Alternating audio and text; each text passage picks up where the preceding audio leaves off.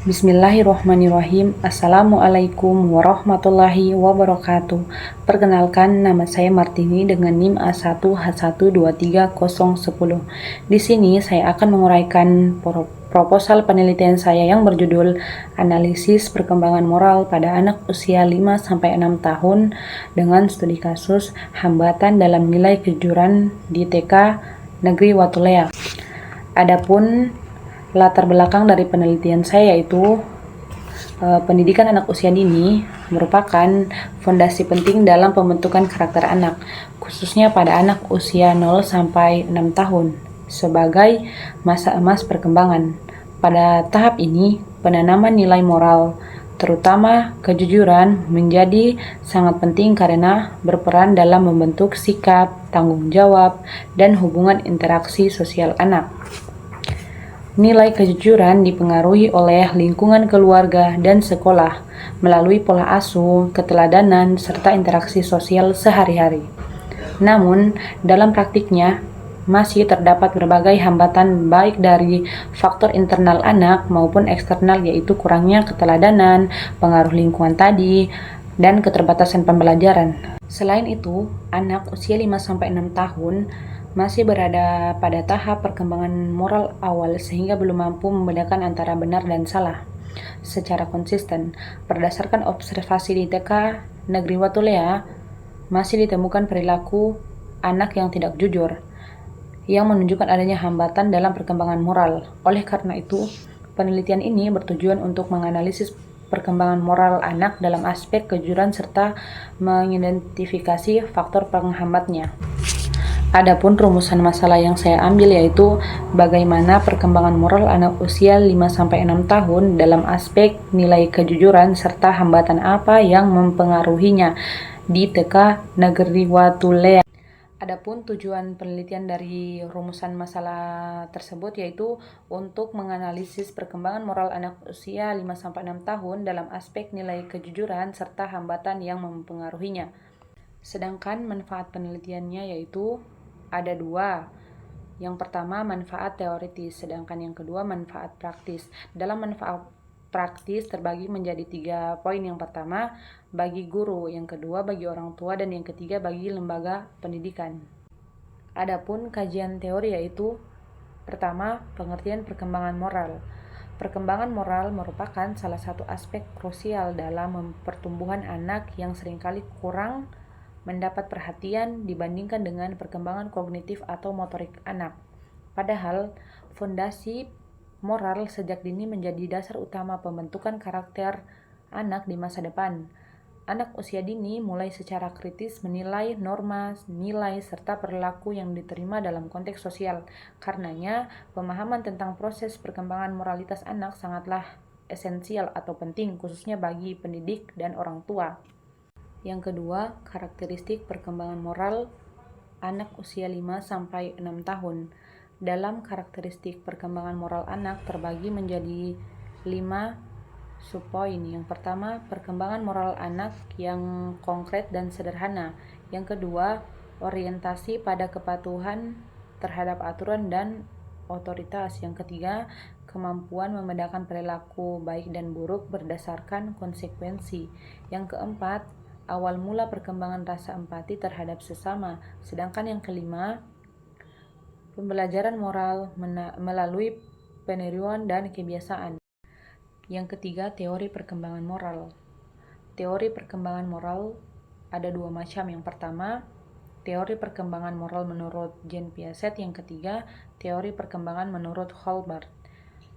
Yang pertama, teori perkembangan menurut Jean Piaget, ia mengemukakan bahwa perkembangan moral anak terjadi dalam 2 tahap utama. 1. Tahap moral heteronom, usia anak 4-7 tahun. Pada fase ini, anak memandang aturan sebagai sesuatu yang tetap, suci, dan tidak boleh diubah.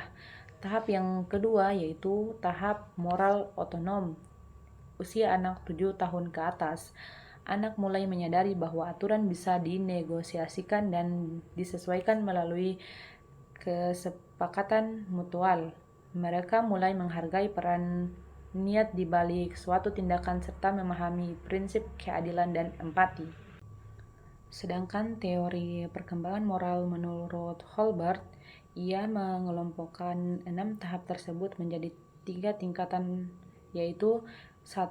Tingkat prakonvensional. Pada tingkat ini, aturan ditentukan oleh orang lain di mana individu bertindak di bawah kendali eksternal dari otoritas atau pembuat aturan. Sedangkan tingkat yang kedua, konvensional. Pada tingkat ini, individu mematuhi aturan dan seringkali mengutamakan kepentingan kelompok daripada kepentingan pribadi. Sedangkan tingkat ketiga yaitu tingkat post-konvensional, yaitu pada tingkat tertinggi ini, individu menafsirkan nilai-nilainya sendiri berdasarkan prinsip etika yang dipilih secara sadar. Yang keempat, nilai kejujuran pada anak usia dini. Di dalam nilai kejujuran pada anak usia dini terdapat 3 poin utama. Yang pertama, pengertian kejujuran. Kejujuran merupakan nilai dasar dalam kehidupan yang perlu ditanamkan pada anak sejak usia dini. Membimbing anak untuk berucap, bersikap, dan bertindak secara jujur akan melengkapi mereka dengan bekal berharga bagi masa depan. Poin kedua, ciri-ciri nilai kejujuran pada anak usia dini. Yang pertama, hindari sikap berpura-pura. Yang kedua, mengungkapkan fakta apa adanya. Yang ketiga, menjauhi kebohongan dalam ucapan. Yang keempat, tidak menipu diri sendiri ataupun orang lain. Yang kelima, bersedia mengakui kelebihan dan kekurangan sesama. Yang keenam, mampu memikul amanah atau kepercayaan dari orang lain. Yang ketujuh, dapat dipercaya oleh orang tua dan keluarga. Dan kedelapan, tidak membohongi diri sendiri maupun orang lain. 9, tidak mengambil hak kepunyaan orang lain. 10, tidak menimbulkan kerugian bagi orang lain. Poin ketiga yaitu pentingnya menanamkan nilai kejujuran pada anak usia dini. Dalam menanamkan nilai kejujuran pada anak usia dini, ada beberapa bagian, yaitu pembentukan kebiasaan perilaku jujur. Yang kedua, kisah-kisah dari Al-Quran dan hadis yang syarat nilai kejujuran dapat disampaikan kepada anak melalui pendekatan bercerita. Yang ketiga, penguatan positif dan lingkungan yang kondusif. Yang kelima, hambatan dalam perkembangan nilai kejujuran. Hambatan dalam perkembangan nilai kejujuran terbagi menjadi 4 poin. Yang pertama, pengertian hambatan. Yang kedua, hambatan perkembangan moral. Yang ketiga, faktor penyebab hambatan nilai kejujuran. Yang keempat, upaya penanaman hambatan dalam nilai kejujuran. Yang pertama tadi, pengertian hambatan. Hambatan ini bersifat negatif karena memperlambat proses pekerjaan seseorang. Dalam pelaksanaan berbagai kegiatan, sering muncul faktor-faktor yang menghalangi pencapaian tujuan, baik pada tahap implementasi program maupun pengembangannya. Poin kedua, hambatan perkembangan moral. Perkembangan moral anak sangat dipengaruhi oleh lingkungan tempat ia tinggal. Tanpa kehadiran masyarakat atau lingkungan, kepribadian individu tidak dapat terbentuk. Begitu pula dengan dimensi moral anak. Nilai-nilai moral yang dimiliki anak pada dasarnya diperoleh dari pengasuh eksternal. Poin ketiga, faktor penyebab hambatan nilai kejujuran. Faktor penyebab hambatan nilai kejujuran terbagi menjadi 2. Yang pertama itu faktor internal dan faktor eksternal. Dalam faktor internal terbagi menjadi 4 subpoin. Yang pertama, keberagaman karakter peserta didik. Yang kedua, kurangnya kesadaran peserta didik terhadap nilai kejujuran. Yang ketiga itu kurang percaya diri akan kemampuannya. Dan yang keempat, dari pihak teman sebaya yang mempengaruhinya. Sedangkan faktor eksternalnya yaitu 1. Ada beberapa orang tua yang tidak mengajarkan pembiasaan yang baik di rumah. Dan yang kedua, pengaruh dari lingkungan masyarakat atau teman dari luar yang melakukan kebiasaan yang kurang baik. Selanjutnya yaitu upaya menanamkan atau penanganan hambatan dalam nilai kejujuran. Penanaman nilai kejujuran sejak usia kanak-kanak sangatlah penting atau krusial karena anak pada tahap ini tuh memiliki kepribadian yang masih aktif, murni, dan sangat responsif terhadap stimulus dari lingkungan eksternal. Orang tua dan guru itu memegang peran sentral dalam menanamkan nilai tersebut, sebab mereka merupakan figur terdekat yang paling berpengaruh terhadap perkembangan anak. Beberapa strategi yang baik untuk menanamkan nilai kejujuran yaitu meliputi penyampaian melalui cerita, pemberian pujian kepada anak, dan penghargaan secara terbuka, penanganan kesalahan anak, dan anak dengan bijaksana, penjelasan lembut untuk membangun pemahaman anak, perhatian serta kasih sayang, diskusi terbuka tentang kejujuran, serta pembiasaan berkata dan bertindak jujur.